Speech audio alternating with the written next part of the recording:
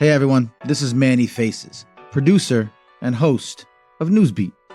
Now, due to the immediacy of the climate crisis, we don't consider this a typical quote-unquote episode. It's more the sounding of an alarm. Most of the interviews you're going to hear this episode were recorded in New York City at the global climate strike in September 2019, whereby millions of people across more than 150 countries around the world took to the streets to demand critical, urgent action to save our future. These voices will include teenagers who left class, parents who took off from work, even a member of an indigenous motorcycle club representing the cries of the first community suffering the devastating effects of climate change. You'll also hear from author and journalist Naomi Klein, who was recorded in the Great Hall at the Cooper Union, where she extrapolated from her latest book, On Fire, The Burning Case for a New Green Deal. And our artist-in-residence hip-hop maestro Silent Night will deliver incendiary verses punctuating this vital mission. If you're inspired by our mix of social justice journalism and original hip-hop, please spread the word and rate and review us wherever you listen to your favorite podcasts. For more information about us, visit usnewsbeat.com and follow us on social at usnewsbeat. Once again, I'm Manny Faces, and on behalf of the entire Newsbeat team and Mori Creative Studios, we thank you for listening. This is Climate Justice, the youth-led revolution to save our future. So this book is called On Fire. And it doesn't just refer to the fire you think it refers to, the planetary fires, the climate fires. We live in a time of three fires. One of those fires are the climate fires, the forces that are leading to record-breaking year after record-breaking year of heat. July was the hottest year on record. New data from NASA and NOAA shows that 2018 was the fourth hottest year since scientists began keeping records in 1880. The last 5 years make up the top 5 hottest years ever, with 2016 at number 1. This past July was the hottest month on record, according to a report released Thursday by the National Oceanic and Atmospheric Administration. Above average temperatures blasted 17 contiguous U.S. states. The state of Alaska, several countries in Europe, and the African continent were also hit with their highest July temperatures to date. These are the heat-trapping gases that are leading to the bleaching and death of our beautiful coral reefs, the melting of our glaciers and Arctic ice, the devouring of ancient forests to wildfires. These are the climate fires. Forest fires tearing through Siberia have experts worried about the potential long-term impacts on the planet. Fires have spanned millions of acres and are creating a potential threat to the climate everywhere. Environmentalists say these fires could increase the melting of the Arctic.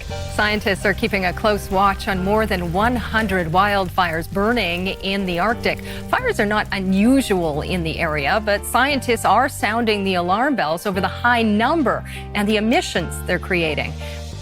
And I'm not going to belabor the point because I think you know that we are at a very dangerous place.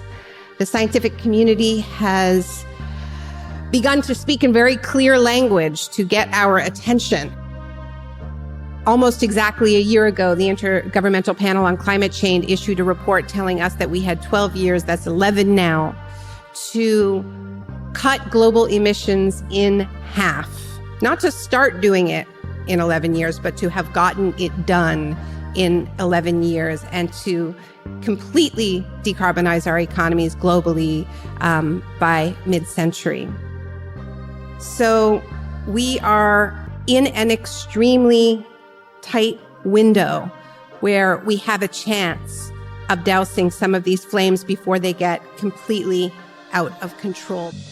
New report from the United Nations Climate Panel warns humanity has only a dozen years to mitigate climate change or face global catastrophe. The pledges that governments have made over the last 3 years are not enough to keep warming below 1.5 degrees C, even with ambitious and very challenging efforts after 2030. Carbon dioxide emissions would need to decline substantially before 2030 to avoid warming of more than 1.5 degrees C in the middle of the 21st century, followed by large-scale carbon dioxide removal. The last 2 points in terms of our conditions refer to things that actually scientists can't really answer because it's about the political feasibility and the institutional side of it. This report was specifically requested by the governments who make up the UN Framework Convention on Climate Change. And frankly, we've delivered a message to the governments. We've given them the evidence, and it's really up to the governments to decide that last step of feasibility and what can be done. It's their job. We've done our job. We've now passed the message on, and it's their responsibility, having invited us to produce this report, to decide whether they can act on it. The report shows that we are at the crossroads, and what is going to happen from now until 2030 is critical, especially for CO2 emissions.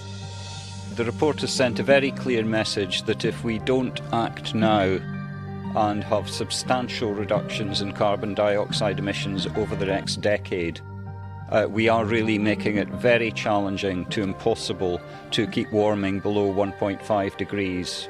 So this is a very clear message. But we also live in a time where there is a different kind of inferno, which is also spreading very quickly, continent to continent, country to country, from Trump's United States. I feel that the United States has tremendous wealth. The wealth is under its feet. I've made that wealth come alive. We will soon be exporting. In fact, we're actually doing it now, exporting. But we are now the #1 energy producer in the world, and soon it will be by far. With a couple of pipelines that have not been able to get approved for many, many years, it'll have a huge impact. And I'm not going to lose that wealth. I'm not going to lose it on dreams, on windmills, which, frankly, aren't working too well. To Bolsonaro's Brazil, to Modi's India, to Duterte's the Philippines, to the European Union that allows tens of thousands of people to drown in the Mediterranean. These are the fires of strong men unleashing the fires of hatred, of racial, ethnic, religious, and gender supremacy, pitting the vulnerable against the protected, creating these in-groups and out-groups within countries and between countries, and especially at the borders. They are defining the other as the criminal, the security threat, the invader, the monster, setting fires that, like those climate fires, they cannot hope to control, nor do they care to, because these fires of hatred serve them so well. They pit us against each other. They keep us busy for the real business at hand, which is the plundering of the last precious resources of our beautiful planet. That is the agenda. Trump cracks open protected wildlife in Alaska. He yearns to buy Greenland. Bolsonaro says the Amazon is his virgin, not your virgin. And all of this plunder, of course, feeds those very real fires, those climate fires, in the ultimate feedback loop. The absolute destruction seen from above. Last week, Great Abaco Island was known as a sailor's paradise. Today, relief workers are using the word apocalyptic. Hurricane Durian hit Abaco first on Sunday, the most powerful storm ever recorded in the Bahamas. And as people are displaced from their homes, from the fires, from the storms, most recently in the Bahamas, as they move, as they seek sanctuary, as they seek safety, as is their right as human beings, then those fires of hatred further descend, close in, and turn against them. And increasingly, we're seeing mass shooters describe themselves as eco-fascists and say, in Christchurch, in El Paso, that part of what is driving their hatred, apparently, is concern for the environment. These are the fires that we are up against as the climate clock strikes midnight. Never has so much life been on the line. But there is one thing that we all have to understand, and that's why I asked you. if you were on fire or not, because there is a third fire, and it is blazing, and it is our fire. And we have to feel it, and we have to believe in it, and we have to be ready to fight fire with fire. Because ours is a fire that rejects hatred, that rejects the profitable system that hatred serves so well. These are the fires of the youth climate strikers spreading around the world.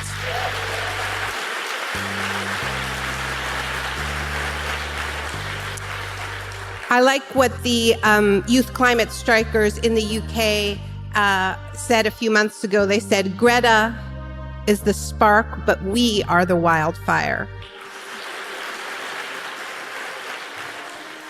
This is all wrong.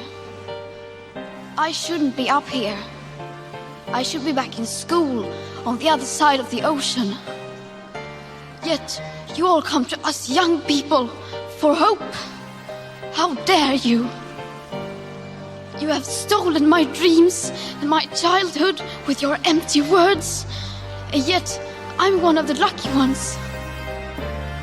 People are suffering. People are dying.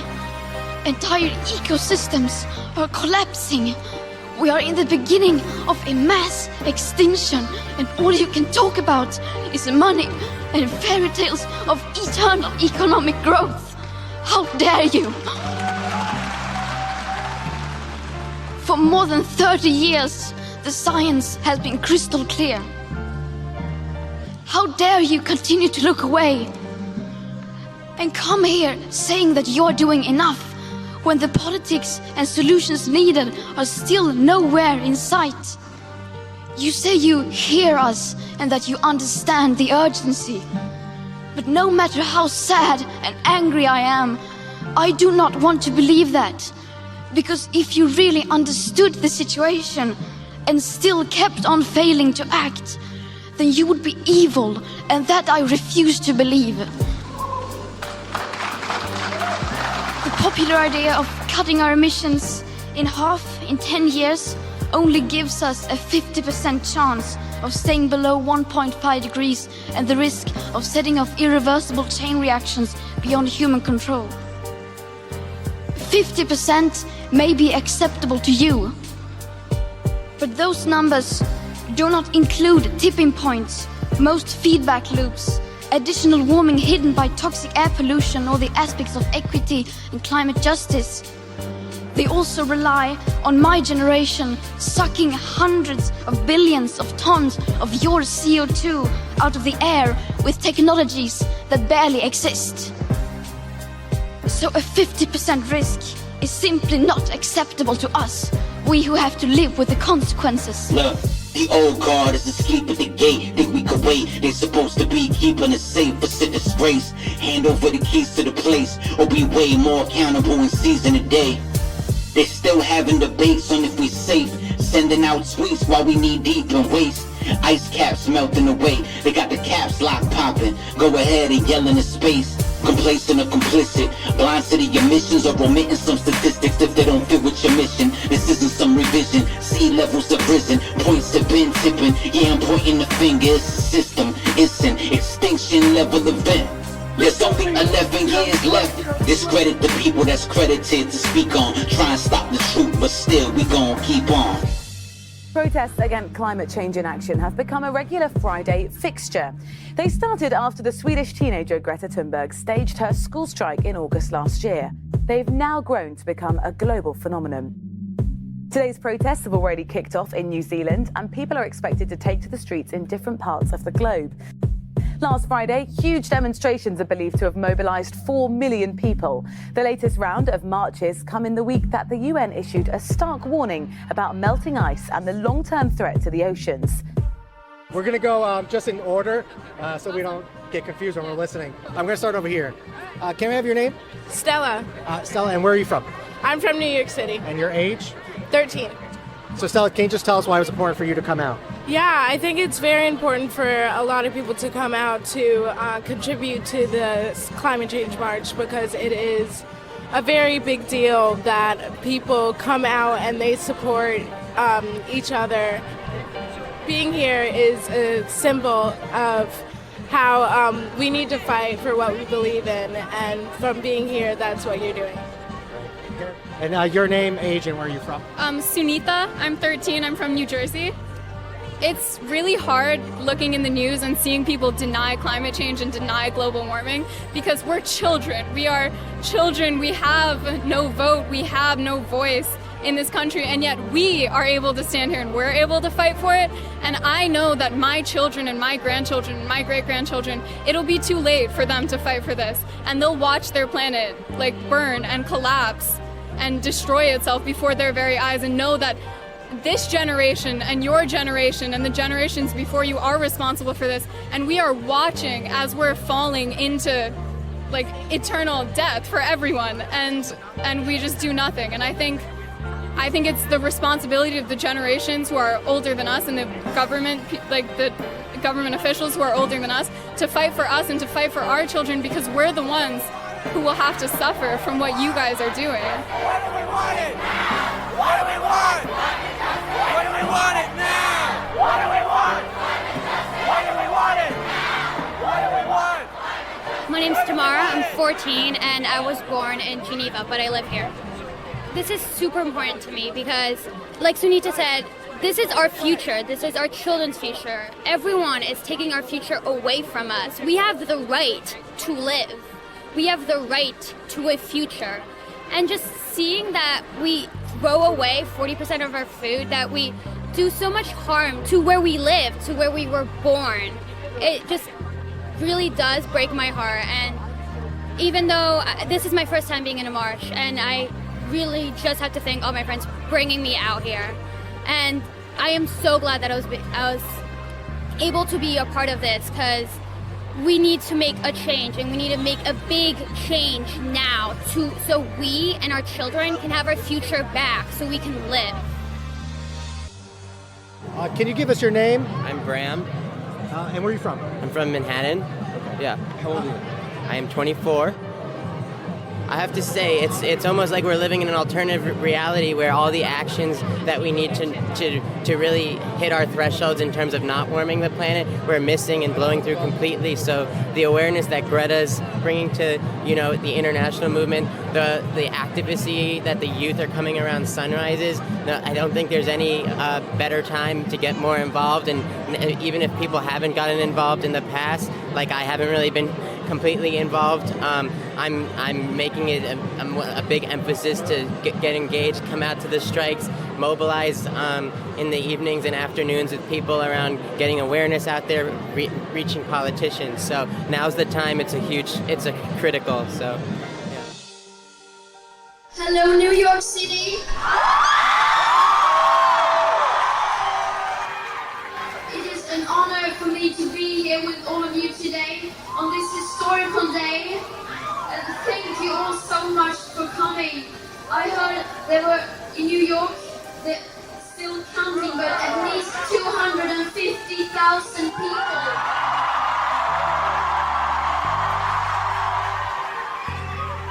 And around the world today, about 4 million people have been striking. We are still counting.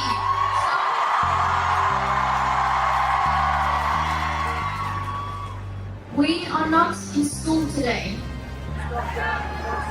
And this time, we are not alone. We have some adults who are not at work today either.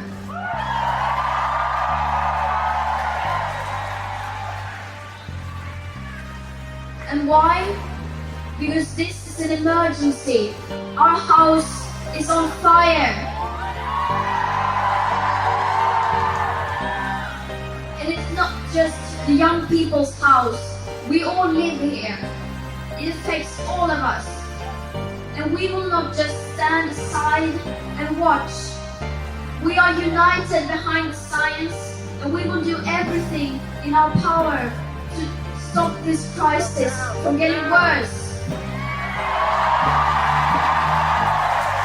Why should we study for a future that is being taken away from us? That is being stolen for profit.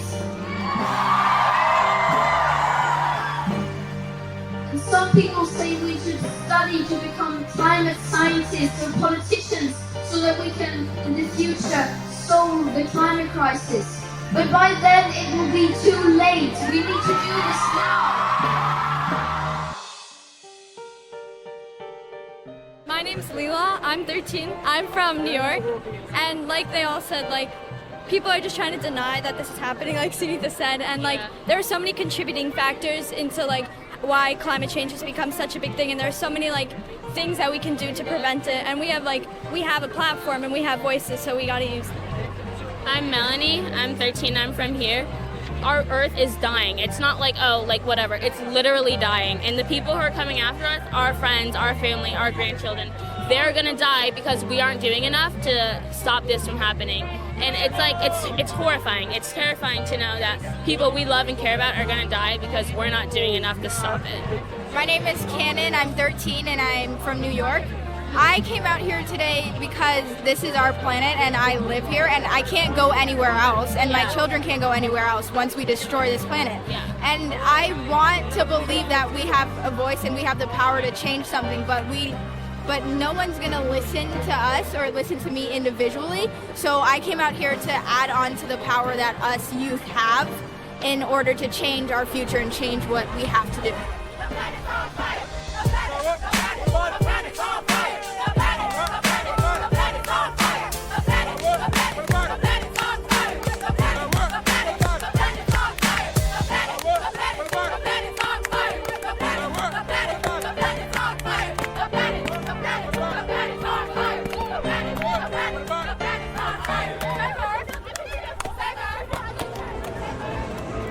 I'm Shannon, I'm 44. These are my twins, Eamon and Fanula. They're boy-girl twins. They're almost 4 in December.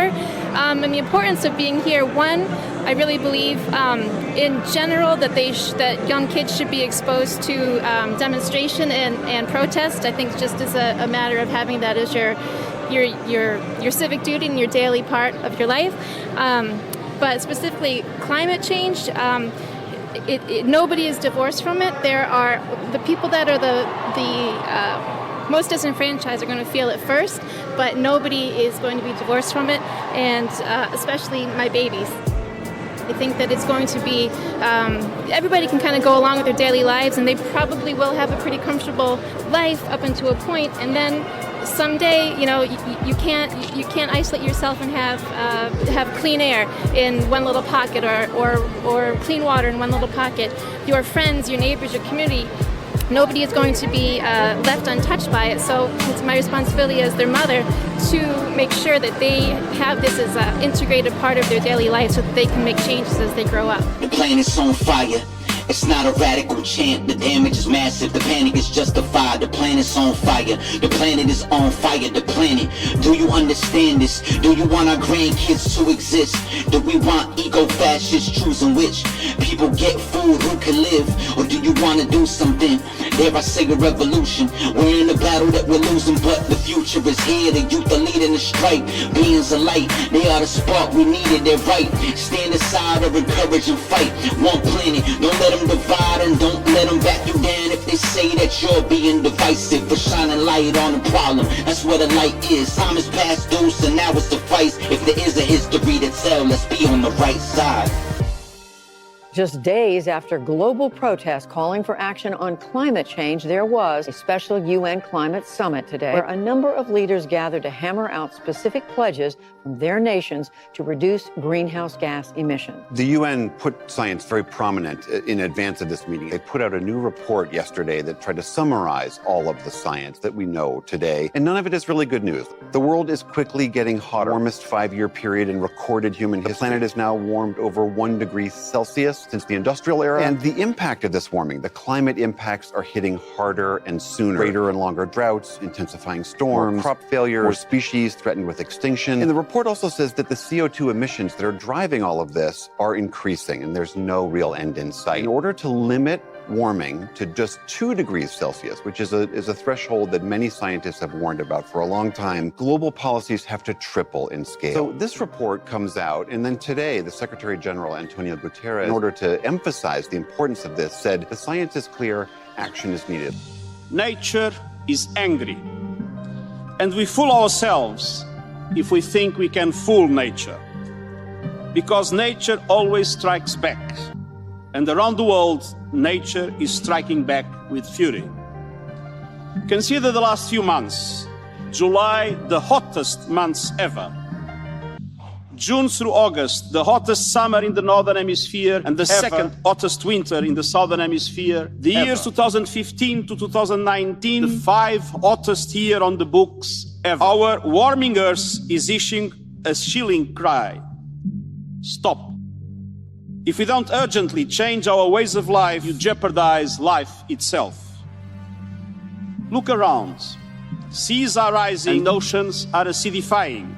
Glaciers are melting and corals are bleaching. Droughts are spreading and wildfires are burning. Deserts are expanding and access to water is dwindling. Heat waves are scorching and natural disasters are multiplying. Storms everywhere are more intense, more frequent, more deadly. I've seen it with my own eyes, from Dominica to the Sahel to the South Pacific. In May, I went to the island nation of Tuvalu, where I witnessed an entire country fighting for its very existence against the rising seas. 2 months ago, I visited Mozambique, which was pummeled by unprecedented back-to-back cyclones. A few days ago, I was in the Bahamas, where Hurricane Durian pounded the country for 2 unrelenting days. The destruction was not simply appalling, it was apocalyptic.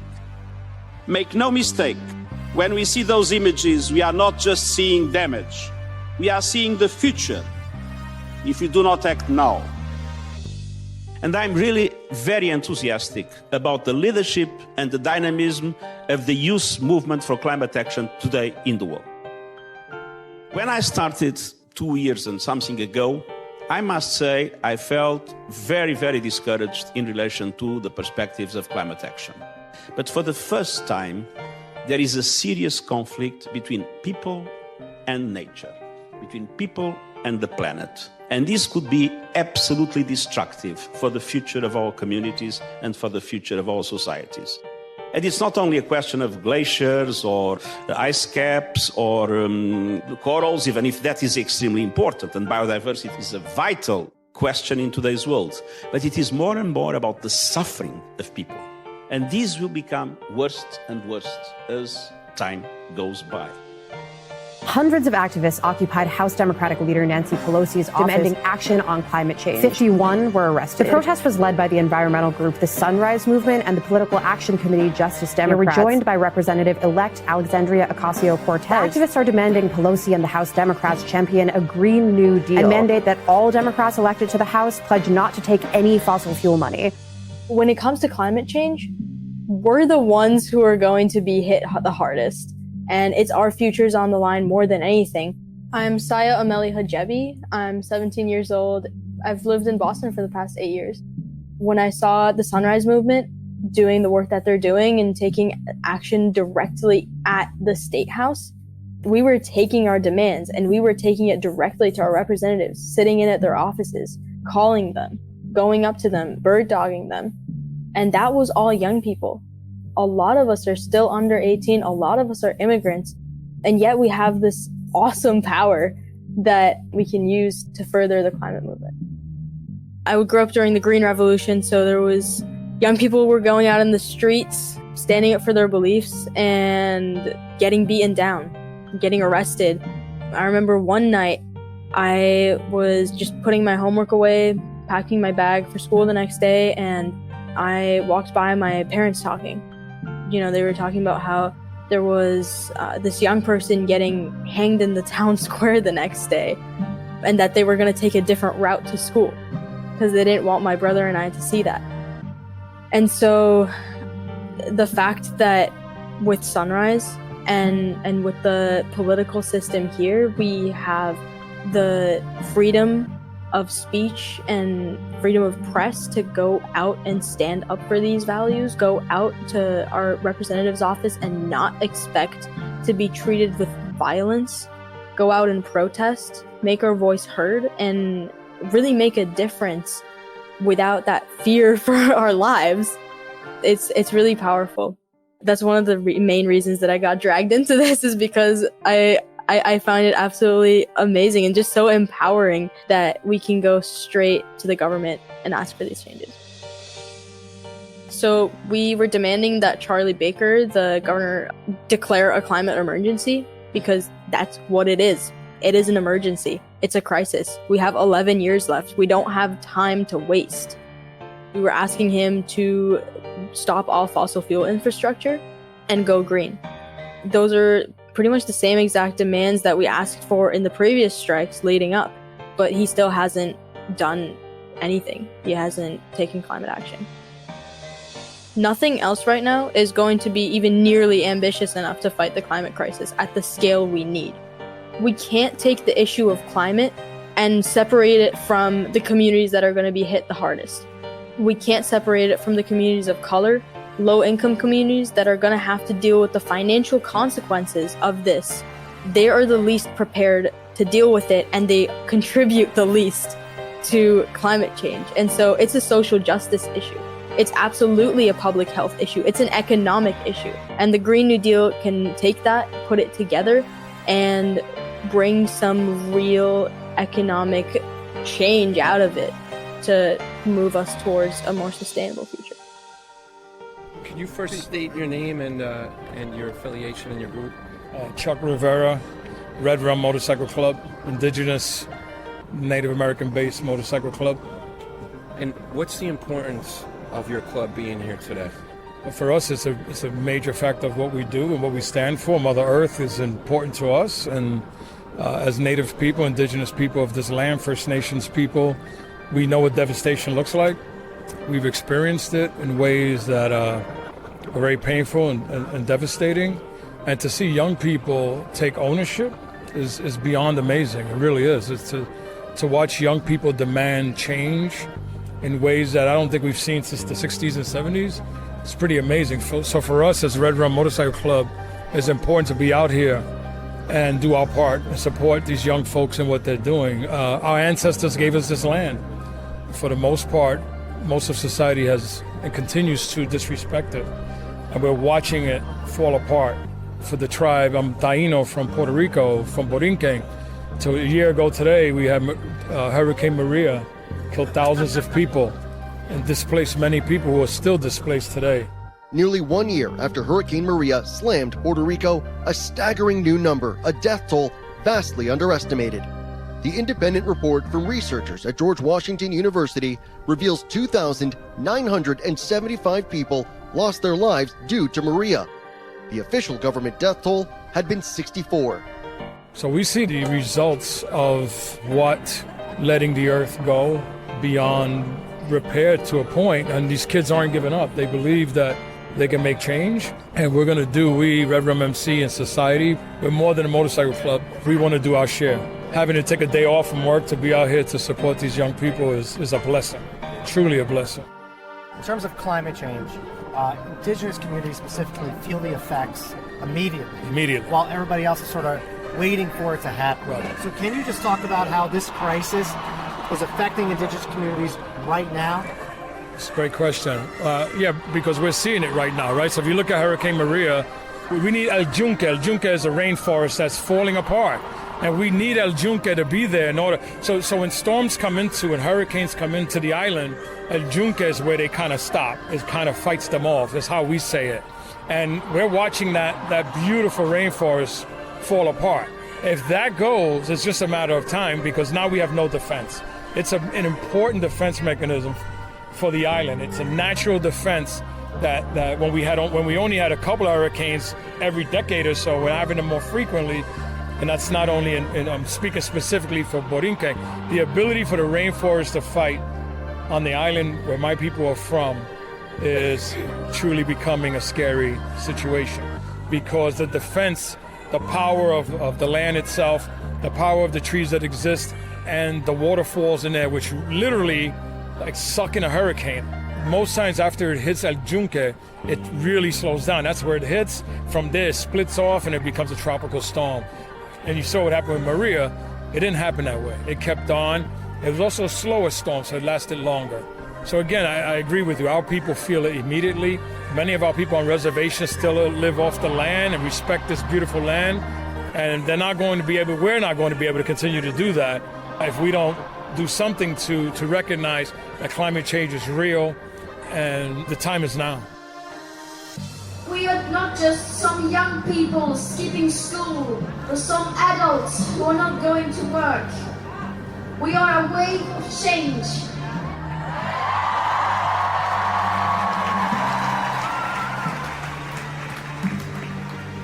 Together and united, we are unstoppable.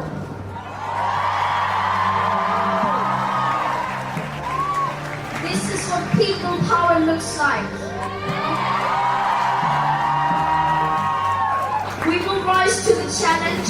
We will hold those who are the most responsible for this crisis accountable, and we will make the world leaders act. We can and we will.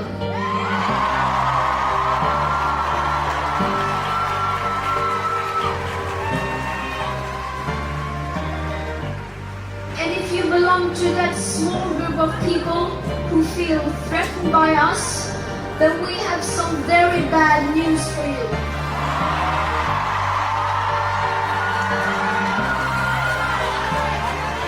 Because this is only the beginning.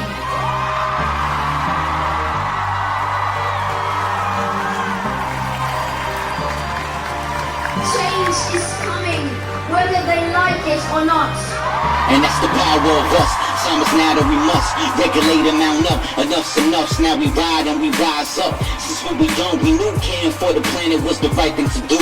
Now we know we gotta fight for it too. The youth to the elders, gotta get up. A child shall lead them. We're seeing it with Greta, believing that we can do better now that we know that. Heating the low racks, not a ghost but a spirit. Indigenous telling us we should go back to respecting the land. If not, suffer the blowback. Don't hold back, they protesting in the streets. Even Jane Fonda getting arrested every week.